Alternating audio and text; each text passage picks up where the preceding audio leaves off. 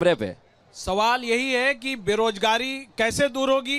ये जो छात्र तमाम परीक्षाओं की, प्रतियोगी परीक्षाओं की तैयारी करके जान दे के परीक्षा देते हैं, उनके पेपर अगर लीक हो जाएंगे, समय तो जाएगा ही जाएगा, इनका भविष्य कैसे सुधरेगा। हर पेपर लीक, इतना पेपर लीक आज तक किसी भी सरकार में नहीं हुआ, इस बीजेपी की सरकार में कैसे हो रहा है।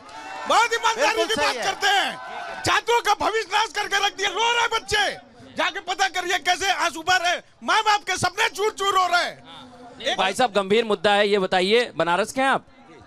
जी भाई साहब कह रहे हैं पेपर लीक मुद्दा है इधर। जी, पेपर लीक तो और भी पहले हुआ था।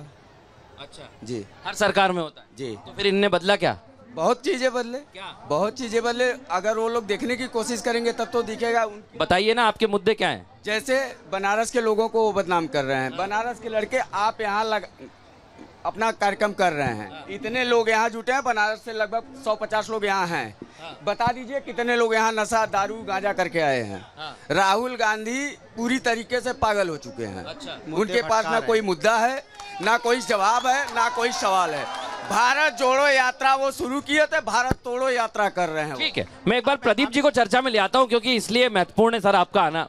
बनारस को करीब से देखते हैं, समझते हैं ये जितने भी आरोप प्रत्यारोप लगाए जा रहे हैं, इसकी जमीनी सच्चाई क्या है बनारस में, फिर हम पूर्वांचल का आगे बात करेंगे। मृदुल जी, जी देखिए, अभी महिला सुरक्षा की बात कर रहे थे। हाँ। और महिलाओं की वकालत कर रहे थे। हाँ। मगर जब हमारी बहन प्रीति पांडे जी ने बोलना शुरू किया, अपने विचार प्रकट करना शुरू किया, हाँ। तो यही भदौरिया जी और यही त्रिपाठी जी उनके ऊपर रोकने के लिए हर संभव प्रयास करने लगे। अच्छा। उनकी बात का जो है उन लोगों ने प्रत्युत्तर देना शुरू किया। हाँ। जबकि उनको इस समय बात नहीं करना चाहिए था। अगर एक महिला बोल रही है तो उसके विचारों नहीं, लेकिन हम खड़े हुए हैं, हमने समय दिया पूरा। जी। हाँ। दूसरी चीज, हाँ। आज 10 वर्षों में काशी में जितने रोजगार के सृजन हुए हैं, हाँ। क्योंकि इतना बड़ा देश, इतनी बड़ी जनसंख्या है, केवल हम सरकारी महकमे के भरोसे पंगु हो करके, और अगर हम सोचे कि हम इंडिपेंडेंट हो जाएंगे तो यह संभव नहीं है। हाँ, आज मोदी जी की एक सोच है, हाँ। एक विजन है कि नए स्टार्टअप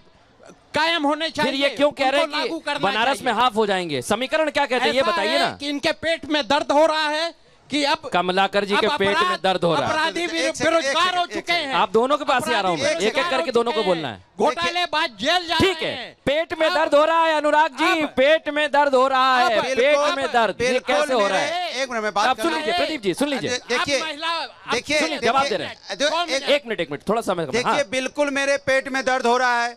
अगर बेरोजगारी बढ़ेगी तो मेरे पेट में दर्द होगा। बोलो, दर्द होना चाहिए कि नहीं होना चाहिए? बेरोजगारी बढ़ेगी तो अगर महंगाई, सुनो मेरी बात पूरी होने दीजिए। मेरी बात पूरी होने दीजिए। कोई नहीं रोकेगा जब तक आप मुझसे बात करिए ना। आपसे बात कर रहा हूँ। बोलिए, महंगाई बढ़ेगी तो पेट में दर्द होना चाहिए कि नहीं होना चाहिए? अगर यहाँ बेरोजगारी आत्महत्या करेगा तो पेट में दर्द होना चाहिए नहीं होना चाहिए? पर्चा लीक होगा तो पेट में दर्द होना चाहिए कि नहीं होना चाहिए? कमाल की बात करो, किसान आत्महत्या करेगा तो पेट में दर्द होना चाहिए कि नहीं होना चाहिए? आप मुद्दों पे चर्चा नहीं करना चाहते, आप 70 साल की बात करते हैं। आप बताइए, जवाब दे रही है प्रीति जी, जवाब दे रही है। इसके बाद मैं अजय जी आपके पास आ रहा हूं। आप ये बताइए, 10 साल में आपने कितना रोजगार दिया? आप बताइए। जो नहीं, एक से बात हुआ, आप बताइए, दाल जो 60 रुपए किलो बिकती थी आज 200 रुपए किलो बिकती है, कौन है जिम्मेदार? आप बताइए। डीजल पेट्रोल मतलब महंगाई मुद्दा है। अच्छा सुनिए, मैं कुछ गृहिणियों के पास जा रहा हूँ, फिर प्रीति जी आपका रुख कर रहा हूँ। मैं कुछ रहा हूँ। मैडम ये बताइए, महंगाई का मुद्दा है कि नहीं है? हाँ, भाई साहब बोलना चाह रहे हैं, बताइए। नहीं, ज्यादा तो नहीं है महंगाई का मुद्दा, क्योंकि जितना विकास होगा तो मृदुल जी पीछे चले जाओगे तो महंगाई का मुद्दा मिलेगा। पीछे तो जाइए तो महंगाई बढ़ेंगे ही बढ़ेंगे। और ये कोई ज्यादा हमारे देश में, और जगह विदेशों में चलीजिए, यहाँ तो बहुत ज्यादा है, यहाँ तो कुछ भी नहीं है। अब मैं पीछे एक बार जा रहा हूँ, एक मिनट, ये बताइए कौन शाइन करेगा? इंडिया गठबंधन, आपको एक नाम बताना है भाई साहब, किसकी सरकार बनेगी? इंडिया गठबंधन, युवा गठबंधन, भारतीय जनता पार्टी का। अच्छा सुनिए, ये कह रहे हैं इंडिया गठबंधन, बगल में कह रहे हैं बीजेपी। अनुराग जी आपके कहे मुताबिक चलाया हूँ, तो देख लीजिए सच्चाई क्या है।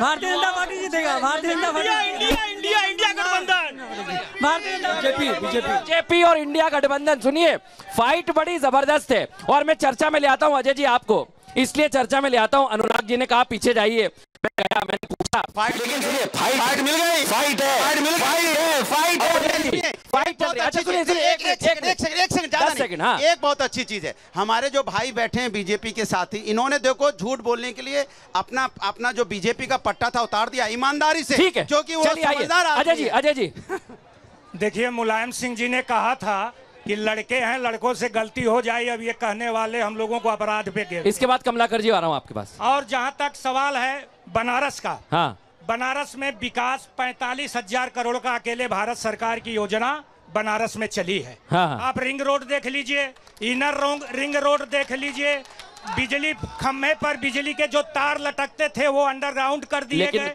ट्रैफिक तो अभी भी है। नहीं, ट्रैफिक तो है, ट्रैफिक तो रहेगी, पुरातन शहर है, बाबा विश्वनाथ का तो नगरी है, गलियों का शहर है। हम 4 लेन कर रहे हैं, 6 लेन कर रहे हैं, क्रमबद्ध तरीके से 70 साल में जो इन्होंने कुशासन दिया उसको दूर करने में। प्रीति जी भी कुछ कहना चाह रही है। जी जी, घाट पे आप खड़े हैं ना, इसके कुछ देर दूर पहले ही कैंट स्टेशन है। हाँ हाँ, मोदी जी ने सबसे बड़ा काम किया है, बनारस में बम ब्लास्ट कराना बंद करा दिया। 2006 और 2010, 2006 और 2010। कमलाकर जी आ रहा हूं, तुरंत आ रहा हूं, 20 सेकंड। नहीं, ये झूठ थोड़ी ना है, ये तो गूगल हाँ, कर लेंगे, पता चल जाएगा। तो बनारस से मेरे सारे भाई बनारस से, बनारस में बम ब्लास्ट हुआ करते थे, उत्तर प्रदेश में किसान आत्महत्या करते थे। हाँ, आज कॉरिडोर बनने के बाद गोवा हंसने की, देखिए पढ़ के नेताओं की प्रॉब्लम क्या होती है, नेता पढ़ के नहीं आते, और एक्टिविस्ट की प्रॉब्लम क्या होती है, हम पढ़ के आते हैं। ठीक है, कमलाकर जी को मैं चर्चा में ले आता हूँ। पर्यटन को काशी विश्वनाथ पर्यटन तो सुधरा है कमलाकर जी, इतना तो मानना पड़ेगा। पूछ लेता हूँ मैं, देखिए इतना तो मानना पड़ेगा।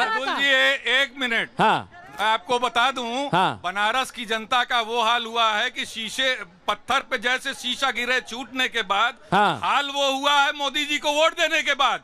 और राह में रहजन मिला राहबर के भेष में, पहचान दे गया है मुझे लूटने के बाद। अच्छा ये माननीय मोदी जी ये अपने आप को गंगा माँ के पुत्र कहते हैं, हाँ, और गंगा माँ ने बुलाया है और गोद लिया है। वो गंगा माँ को 250 रुपए लीटर में बेच रहे हैं। बाबा विश्वनाथ में सुगम दर्शन 500 रुपए।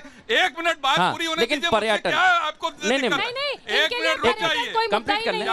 यहाँ पर बीएचयू में आईटी की छात्रा के साथ रेप होता है और बीजेपी आईटी सेल के बच्चे करते हैं। हाँ। 1 महीने तक उनको स्टार प्रचारक बना करके मध्य प्रदेश भेजा जाता है। अच्छा, भूषण शरण सिंह जो हमारी अभी राहुल गांधी के ऊपर भी दिल्ली में आरोप लगा है, थोड़ा बीच में मत टोकिए, मैं सबके बीच में नहीं, कोई किसी को नहीं टोकेगा जब तक यहाँ खड़ा हूँ मैं। हाँ बताइए आप, 20 सेकंड और फिर इसके बाद मैं जवाब ले रहा हूँ प्रदीप जी के पास। हाँ, और ब्रजभूषण शरण सिंह को नहीं तो उनके लड़के को टिकट दिया जाता है, कुलदीप सेंगर को दिया जाता है।